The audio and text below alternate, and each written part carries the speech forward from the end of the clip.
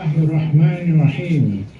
Bagi menyempurnakan titah perintah ke bawah Duli Yang Maha Mulia Seri Paduka Baginda Yang di-Pertuan Agong, setelah diperkenankan oleh Duli-Duli Yang Maha Mulia Raja-Raja, maka adalah dengan ini saya mengisytiharkan bahawa tarikh Hari Raya Puasa bagi negeri-negeri seluruh Malaysia adalah pada hari Sabtu 21 Mac 2026. Sekian. Wassalamualaikum warahmatullahi wabarakatuh.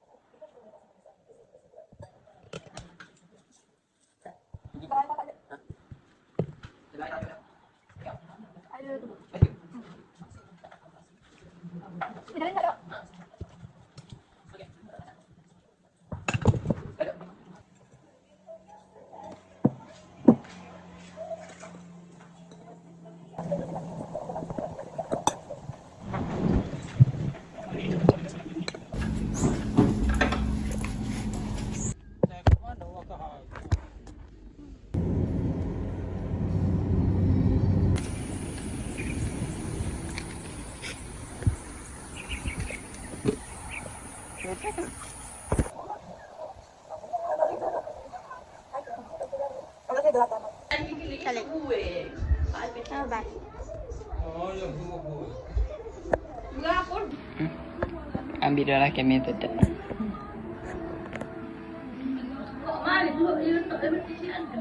Tiga.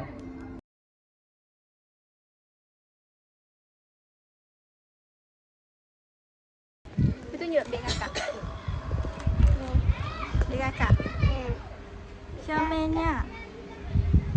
Kakak cabut gigi pula. Cabut gigi? Sakit tak? Tak. Tak. Kakak kuat. Tak sakit.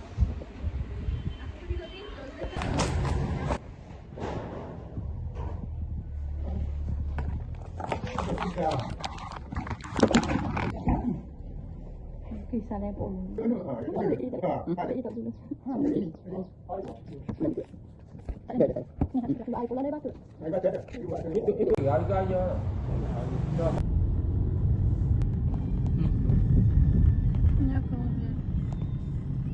Aku ingat ada yang ayat hari nak suruh hukuk dia mari ambil.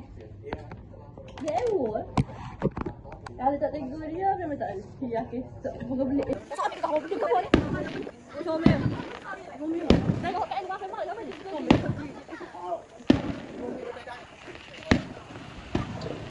Hari ni hari kedua raya. Kita pakai warna pink, pink tag, tudung warna pink. Tudung ni tegak baru dalam IT. Tapi yang macam comel. Comel dekat depan ni. Tapi sini macam nampak sikit kok. Pas balik belakang tu dia macam serabut sikit nampak. Dia macam kena tukar. Dia nampak sini. Kali ini dia macam mungkin ada salah kot pakai. Tapi comel lah depan dia. Macam flower-flower. Tapi kena tukar kot.